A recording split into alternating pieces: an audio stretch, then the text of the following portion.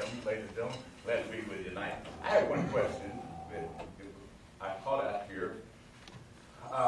Mr. Blue, I'll address this question to you, and it just kicked into my thought here. The lady that was just up here in the wheelchair said that you said we'd revisit this again if we had lawsuits or something again. Is that correct? Okay. Which businesses gets to be the guinea pig? Is it going to be my business? Is it going to be George and Linda's business? Who gets to say, I want to put the first lawsuit out here?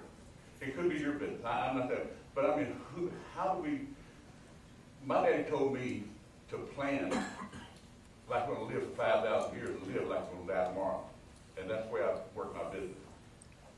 But now then, I don't know how to plan, and the question that you were just saying, how to plan, it, you know, if I get my leg cut off with an axe out here, let me revisit that again a little later on. It doesn't work that way. You know, let's make sure that we've got what we've got now taken care of. And, you know, let's err on the side of caution. I agree with Mr. Holman, that was up here a minute ago. Mr. Bush, whenever he was president, got this in the ordinance and everything, and the Disabilities Act, and I'm in favor of that 100%. I have no problem with it at all. You know, but I'm just wondering what business do we get to single out to find out if this thing don't work? That's all I need to know. Last card is Kathleen Haney.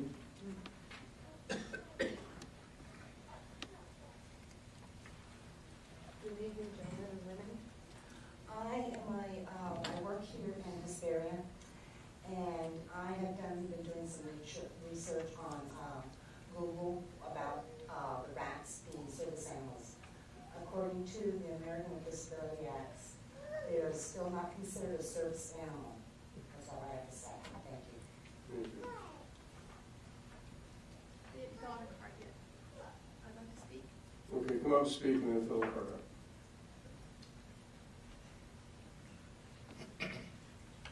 Hello, my name is Jensen, and I lived in this area for 25 years.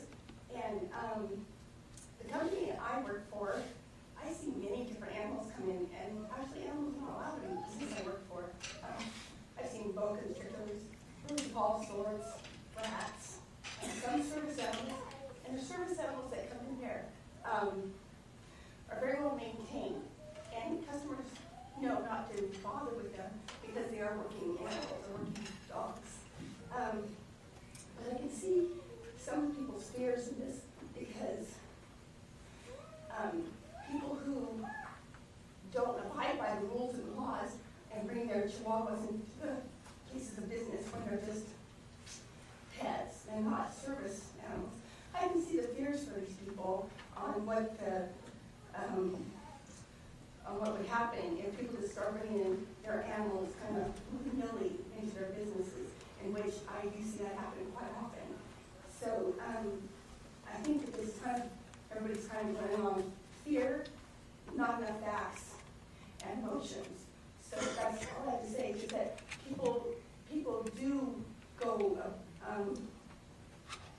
they don't always follow the rules, and so it makes it harder for those who need the rules completely. And I put a lot of time into it, and I may have come up with a different conclusion than some of you, but my conclusion is based on my study, and I think that's true of everybody up here, because good people can disagree. But actually, the best comment that I heard tonight is, I'm glad to know that I'm not on Barack Obama's side, because that would really pain me deeply. David Holman did a great, and I feel it's just the scare tactic, which I'm going to go ahead and start speaking. The scare tactic. I appreciate all your Tea Partiers coming, but it'd be nice if you did your own research and did read a piece of paper that was supplied to you, because a lot of that information is unfactual, and you have to do your own research. And we can refer to the city attorney for all those litigation factors, but You haven't heard nothing in the last 20 years of anybody being sued, leaving the restaurants and carrying on, so thank you for coming. My turn. As Mayor Pro Tem Blewett, my position on this was relatively clear and remains unchanged. Mine, however, did not result from fear or the strong arming of people who had an adverse opinion to the reading of the first ordinance.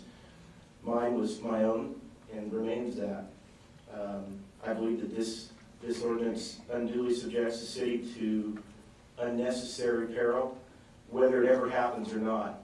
I don't think anybody foresaw that on September 3rd or 4th of 2001, that a few days later, 2 jets filled with fuel would run into the World Trade Towers.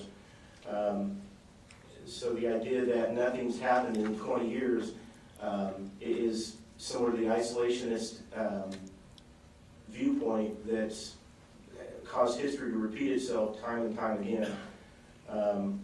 Like one of the speakers earlier, I believe that erring on the side of caution and simply following what both the federal and state government have seen fit to reduce to regulation would be prudent.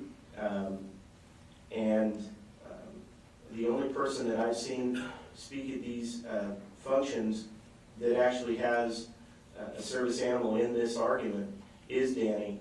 And it would appear to me that, although I have absolutely nothing against Danny, we are now creating an ordinance for one person, and I'm completely opposed to it.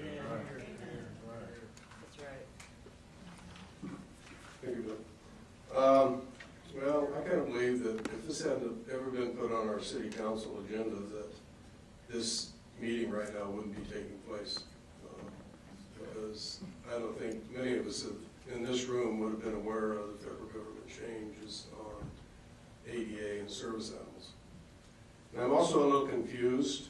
There was a letter here to Bill Jensen from Environmental Health, and it says service animal means an animal such as a guide dog, signal dog, or other animal individually trained to provide assistance to an individual with a disability. And this is right from county health. So I'm a little confused on I guess, the county health's stance on this ADA change. Is this not up to date?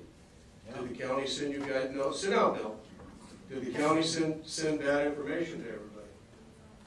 The state has not promulgated the language yet to comply with ADA during the process. Well, we're not going to get into debate, but I mean, so now we have information that you people receive that's not proper and not right. You know, it's kind of like our state law and federal law with marijuana dispensaries. You know, what do we do with it? What do we do with it?